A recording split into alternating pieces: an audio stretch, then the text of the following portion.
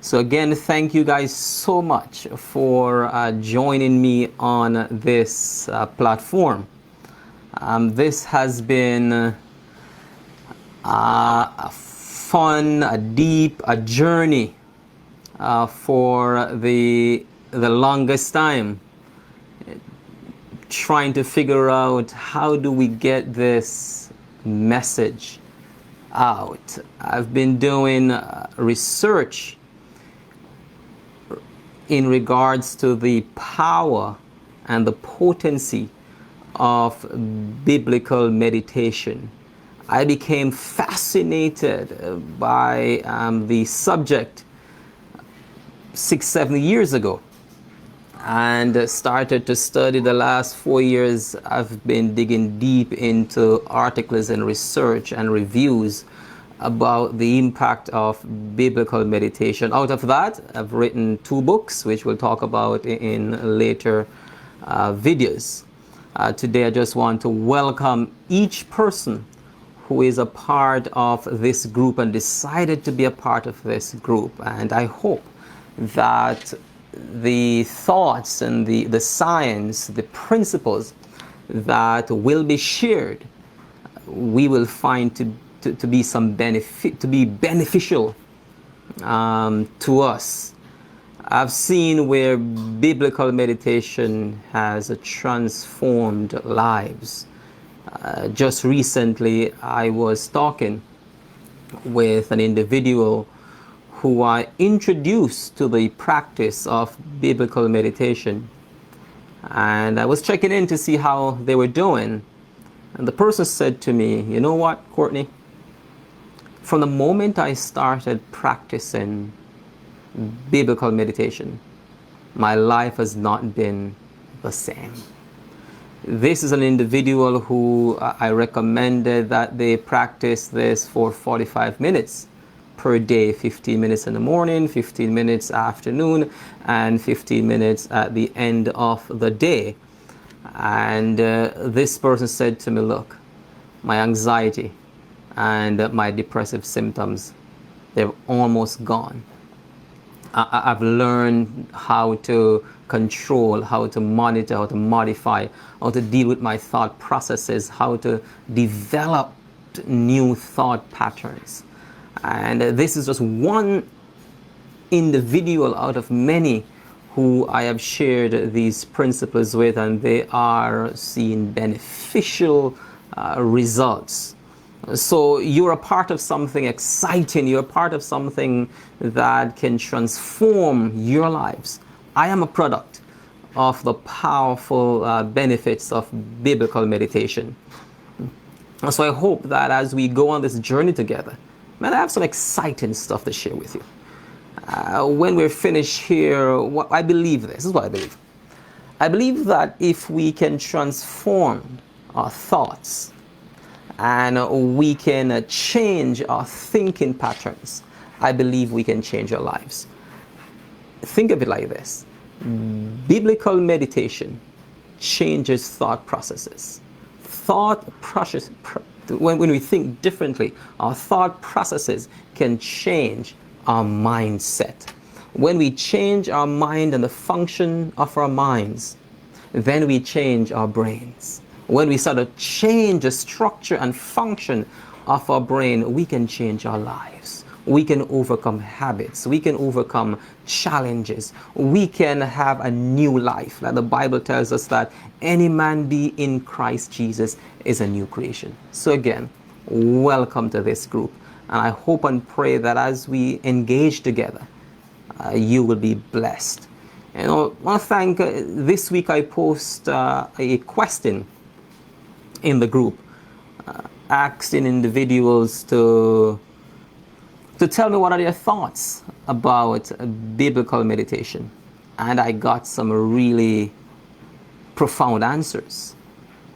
Some individuals said that it's reading the Bible, musing over it, correlating it to my life.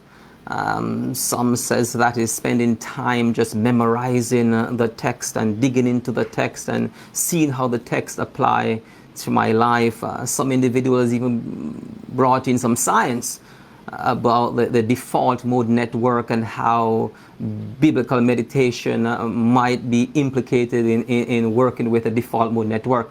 And for those who are not familiar with the default mode network, it's a brain structure, brain area that it's highly correlated with anxiety, with unhappiness, and whenever it's activated by mind wandering, we sort of struggle with things like anxiety and negative thinking patterns.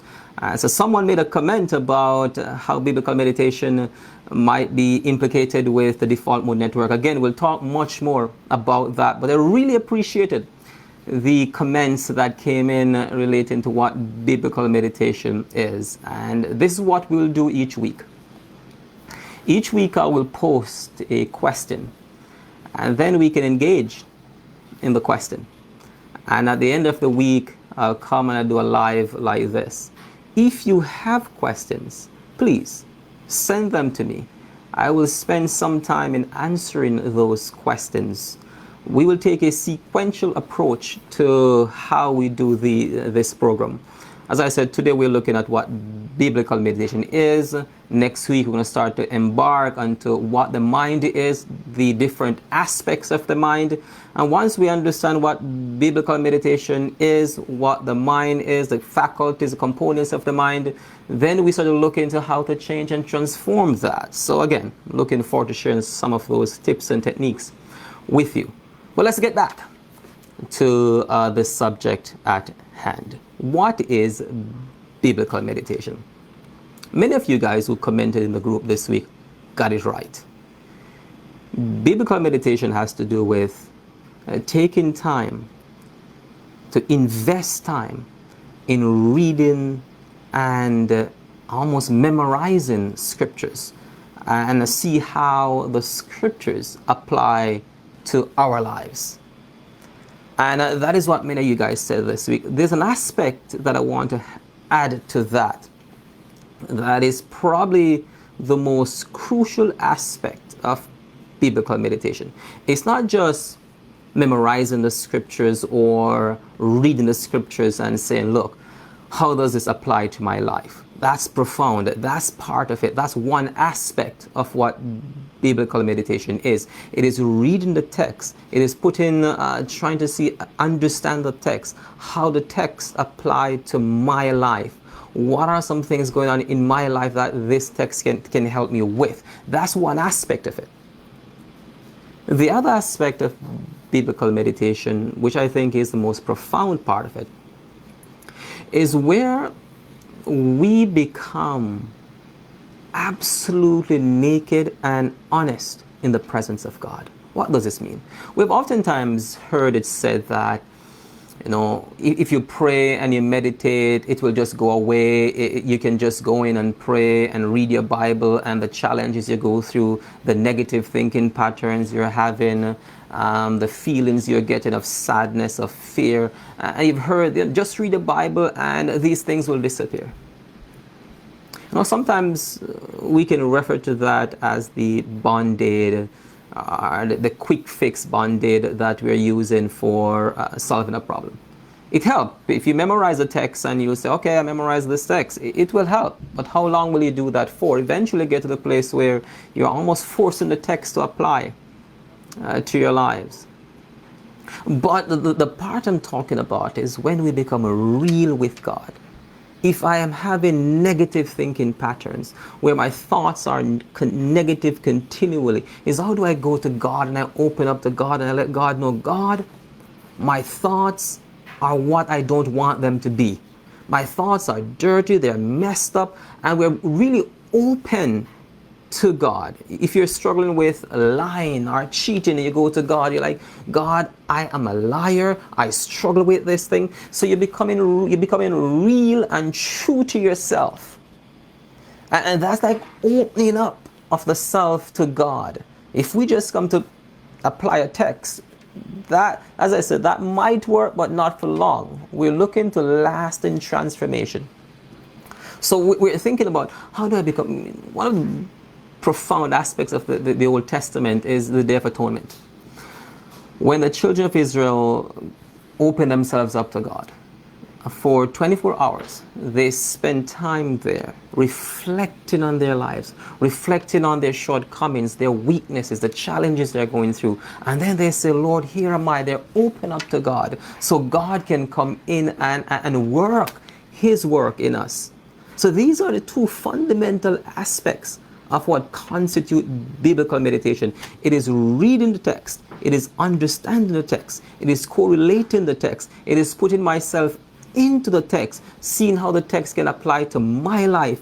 The second part of it is, how do I become real? I become open. I open my wounds to God. And I say, look, God, I've been struggling with, some people it may be pornography, some people it may be symptoms of depression, whatever the case might be. We become really open to God about those things. An aspect of that, though, has to do with my belief system, and I will talk much more about this. Because if we're going to read the text, correlate the text, open up my mind, open up myself to the text and the working of God in my life, I must believe. I must accept it. Because by accepting it, the accepting of these principles will start to transform my thinking pattern. Now, if God said that He will change our minds, He will change our minds. If God said that He's going to do something for us, He's going to bless us, He's going to bless us.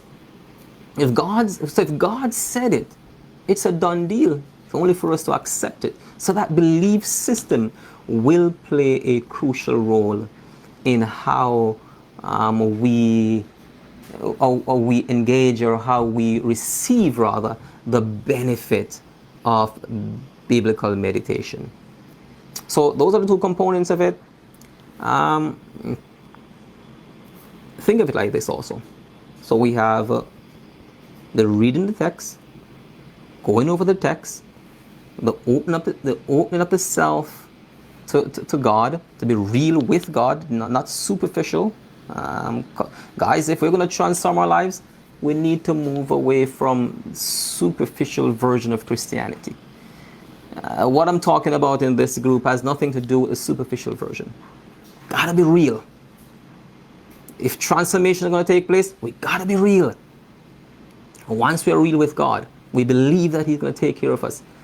Then, when we start to meditate, and this I'm going to get excited with you guys as we go forward, when we start to meditate and pray and spend time with God, our neurons start to fire. Our brain starts to change.